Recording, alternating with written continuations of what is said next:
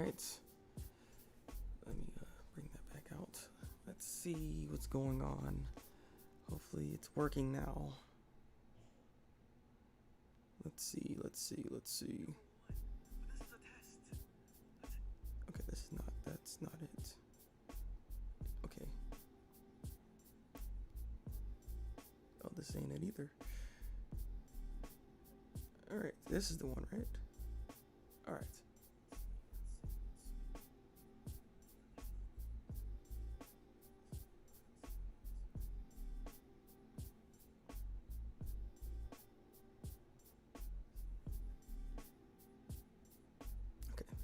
All right. Thank you for the comment. Thank you. I thought I could do this myself, but god dang it. All right. Round 2. Welcome to the stream. We are going to be talking about the summer anime of 2020. Is it good? Is it bad? And the things that I've watched, and we're just going to have a discussion. This is what we're going to be doing today. Just going to need a few minutes of your time.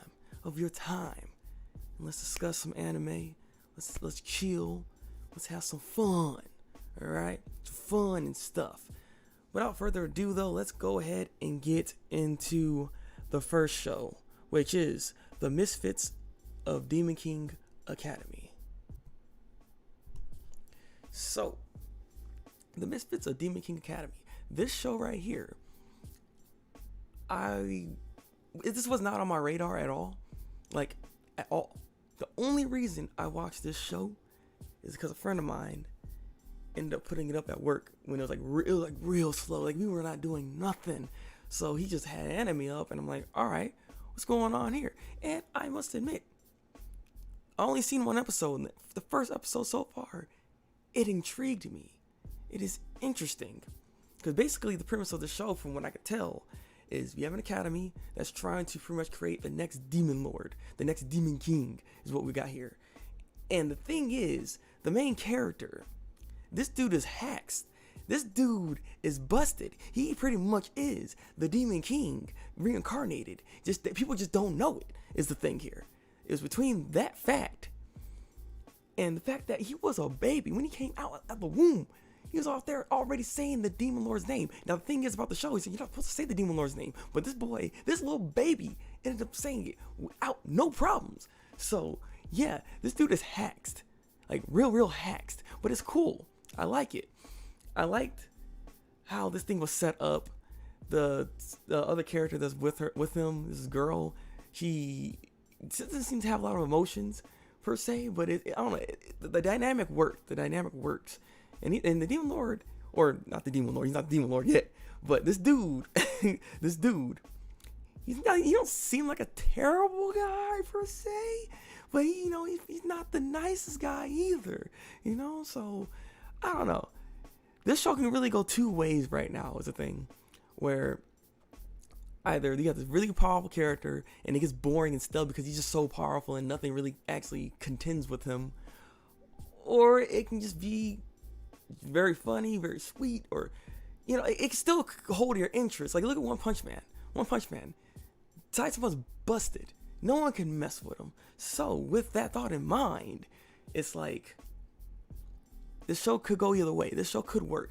But so far, for the first episode I've seen, it's not a bad show. Not a bad first episode. We'll watch the next one. I think it's already out, that episode 2. I'm not 100% certain. I need to see the schedule for this show because I'm again. This wasn't even on my radar. I didn't know anything really about this. So I went into it completely blind and I'm intrigued. So I need to see what's going on with this. But yeah, the Misfits of Demon King Academy, not bad so far. You have my interest. Now, the next show, as you can already see, the next show we're going to be talking about is Re:Zero Season 2. Now, the show for Season 2, I didn't watch the OVAs, so I don't know if I'm missing anything per se, but I was like, I want to see the next season because I already watched Season 1, and I really enjoyed Season 1, so I'm thinking, I'm not missing too much, am I? I don't think I am, and I understood the gist of what was really going on. So I feel like I'm not out of the loop per se. You know what I mean? So Race Zero Season 2, a lot of bullcrap goes on already. Already. You know what I mean? There's other shows that when they have a season 2, they try to like ease you in and, you know, just reintroduce everything. Nah, this is already some bullcrap that's going on here. God dang it, man. Rim can't catch a break. Rim can't catch a break. What is this? Rim cannot catch a break at all. And it's sad. It's sad. Now, the thing is, thank God. I watched the first 2 episodes, but thank God Rim is not dead. I got concerned for a minute there. I thought she got bodied and there was nothing that Subaru can even do. And I'm sitting here like, nah, man, this ain't right. Like this ain't right. His ability, his power, as you all know how it works, he's, you know, kills himself and he can go back at a certain point and they try to fix it, whatever it is. That's, you know, pretty much what it is, and that's why all the bullcrap comes in. You pretty much have a save point every time. And the thing is, what happened to Rim, he was just so far away. There's not a point in time where he can go back to be able to even prevent what happened to her. And that's the unfortunate part. But again, she is still alive. Thank the Lord, because I'm not gonna lie, I do ship them. Like, come on. Like, how can you not ship this one? I mean, I know people like Amelia and Subaru, but I mean, come on, man. Like, Rim was that character in season 1. You know what I mean? She was that character. She was by that man's side. So, seeing all that going on, and what's crazy about it is, yeah, we have more of the deadly sins practically, because, you know, the villain from the first season, he was Sloth. So they should have assumed and thought, hey, if we're going off of 7 deadly sins, if there's Sloth that dies, there's obviously 6 others that are gonna be a problem. So 2 others came by. One was greed, and the other was gluttony, if I'm not mistaken. Yeah. And yeah, what they did to her is they, like, I think they, what was it? They took the person. You can take the memory of the person, and you can put them in a coma or something along those lines. Can't remember the exact details, but the whole point is she's in a vegetative state because she literally can't do anything. Other people got bodied by the same person, but they only lost a piece of their memory and stuff like that. So this guy's a problem. This person's a problem, and I'm curious how they're gonna actually, how Super is even gonna have to deal with this exactly. Like, what is the stipulation that requires this to happen? Is the thing, you know what I mean? But yeah, so that happened to Rim, and Amelia and Subaru are pretty much trying to help and save her, get Amelia's memory back too, because Amelia can't even remember Rim. So there's also that going on. So they got all that going on, and the fact that they need to talk to Roswell.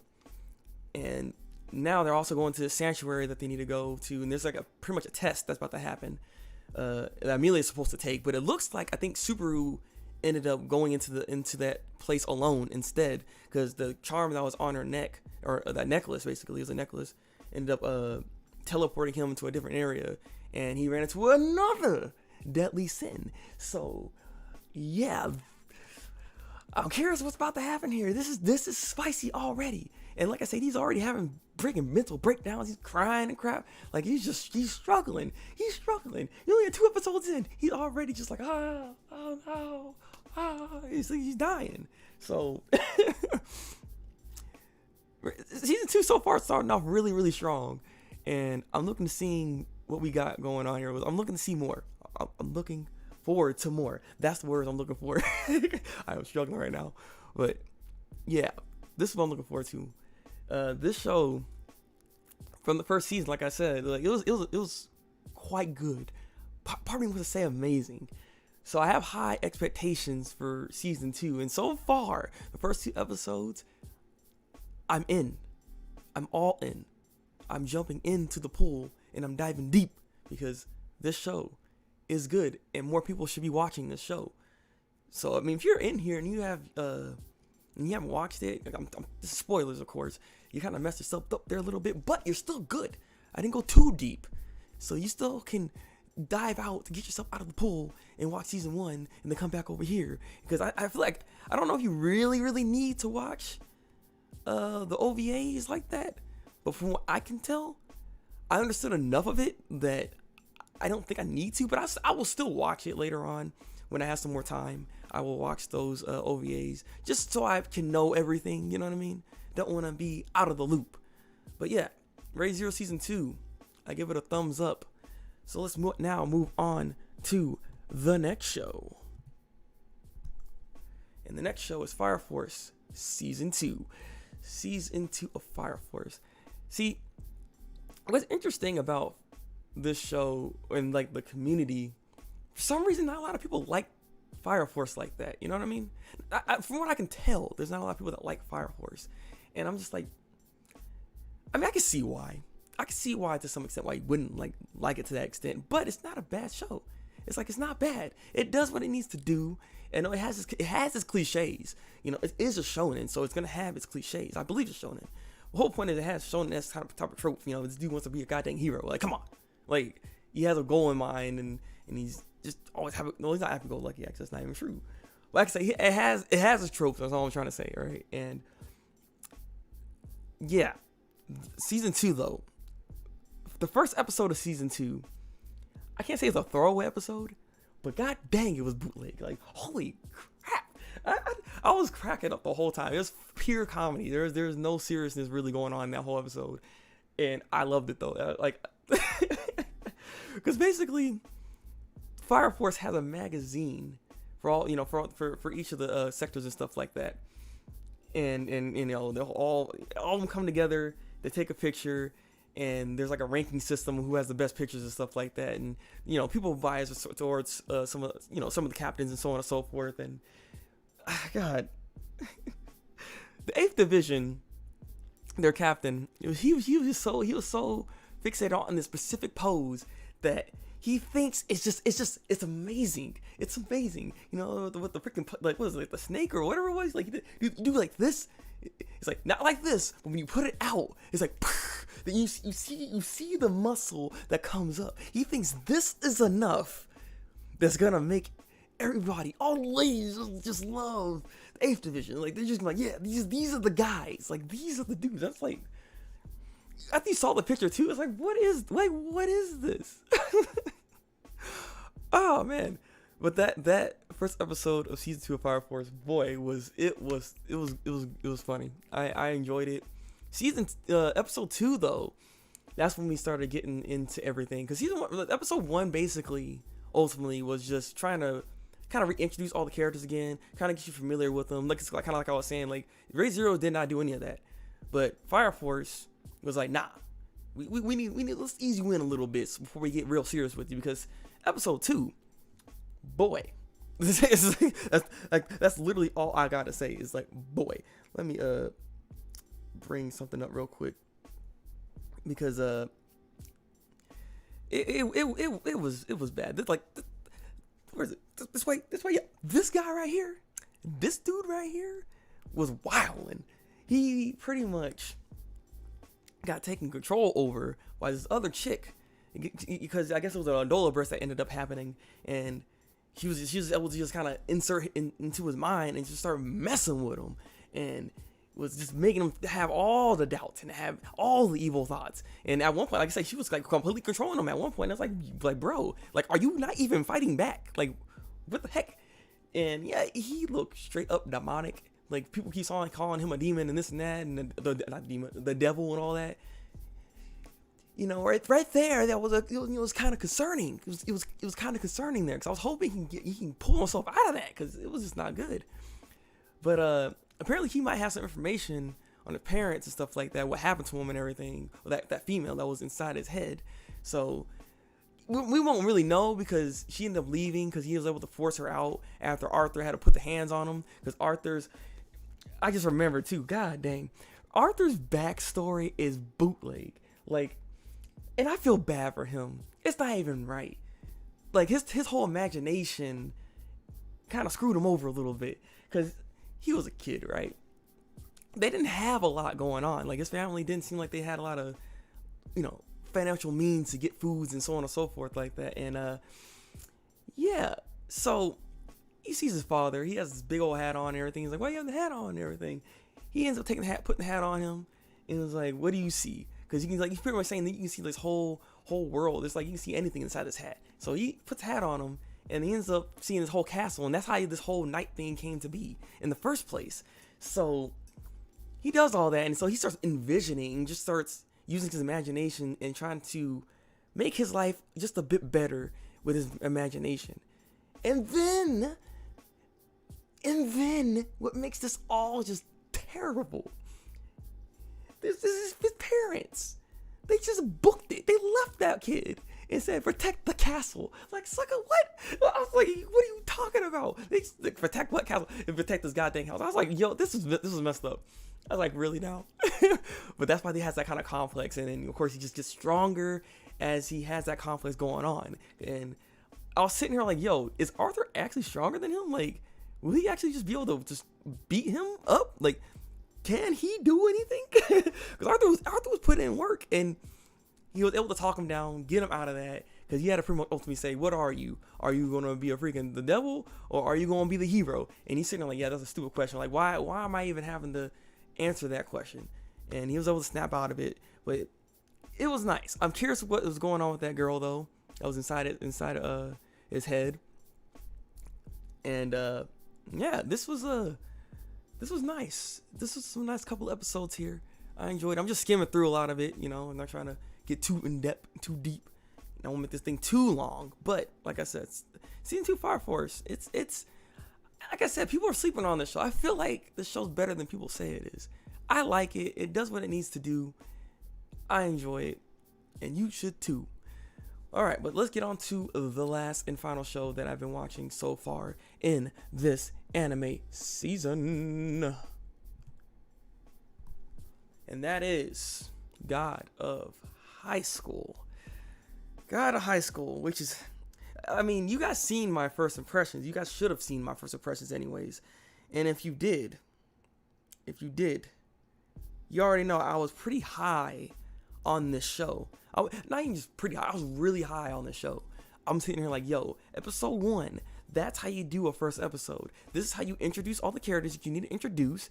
This is how you set up the premise really, really fast. This is how you show off the animation skills of the animators here. This is just like, they just did a lot of things right. And yes, it was quick. It was fast paced. And it didn't really bother me because it landed on everything it needed to land on perfectly, I felt, with how the first episode went. So, going into God of High School episode 2, I don't know, I'm a little concerned now because I know the show's gonna be fast, but I didn't know we're going supersonic. Like, the show itself is already at sonic speeds, but then the next episode 2 said, let's go even faster. And I'm like, bruh, what is going on here? Like, it was just so fast that it just skimmed over so much information. You could tell they just skimmed over so much information in this episode. And I'm like, this is not good. The structure just, it suffered from it because of how fast it was. I mean, I did like how they kind of set up their goals for the characters, because you pretty much kind of know what they're aiming for, and they did it really quick. But I mean, it wasn't bad per se. It was a different way of taking it, and I didn't mind it at all. Honestly, it worked in my opinion. It's just everything else where it kind of became a problem. Like, I can't remember the dude's name. The dude with the dreads. We saw his whole backstory, and the way that was kind of structured, it just felt, it was really rushed. It just didn't feel that great. I mean, you couldn't really connect to it to that extent, because like I said, everything's just going. And not only that, but his opponent also got a backstory as well, because he's also important. Like I said before in my episode 1 review, anybody that has like a red nose or red highlights has a tendency of being important. So because of that, we knew this guy's important, and so we got his backstory as well. And it's just like I said, they put 2 backstories in one episode, ended the whole fight, and then the dude with the trunks, dude with the dreads, ended up getting his butt manhandled by Jin as well. Like, there was just, like I said, there was just so much crammed into this one episode that I just felt like the pacing just really suffered from it. And I felt like they could have slowed this down just a little bit, in my honest opinion. I like the fact that this show can be balls to the wall, but boy, why are we bouncing around like that? Like, that's why it makes me kind of concerned. I'm hoping that it's not gonna be this fast all the time. I'm hoping that it kind of has a similar pacing, I guess, to the episode 1, or maybe episode 1 was just as fast as that. I don't know. From what I could tell, like I said, the structure I felt was just a bit better. It just did everything it needed to do. It was also comedic and everything as well. Like I said, this one took more of a serious tone to it, and so maybe that's why it kind of felt lacking. I don't know, but I'm slightly concerned. I'm still interested. I'm hoping that this can be the banger of webtoons that we need. So hopefully episode 3 dials the speed down just slightly. Just slightly. I said, not too. You don't need to do it too slow. All right. But they just need to dial it down just a little bit. And I feel like we have something here. Because God of High School is interesting to me. I like the premise of the show. I like the characters already. So you already got me. That's the thing. It's just, like I said, the pacing, we don't need to go supersonic. We can go Sonic speed, but we don't need to go supersonic. But yeah, that's all I've been watching so far of this summer anime, which is those 4 shows. If there's any other shows that I need to watch, please tell me down in the comment section below. I would like to know. If you guys just came in here, the shows I'm talking about, the things I've watched so far, is the Misfits of the Demon King Academy, Ray Zero Season 2, Fire Force Season 2, and God of High School. Those are the ones I've seen so far. So like I said, if there's anything else I need to watch, tell me. I'd like to know.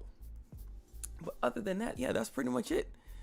I think I will get out of your hair.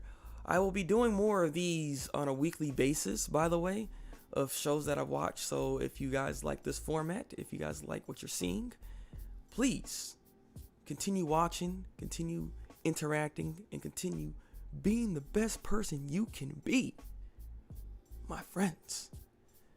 But all right. So I think this is all right. Nice little video here. Let me get back to the first screen. Yum. So yeah, I will catch you guys in the next one. Like, dislike, do what you gotta do. But yeah, I will see you guys later. Until then, people, break out. Bada boom, bada bingo. Where's the goddamn cursor? Later, guys.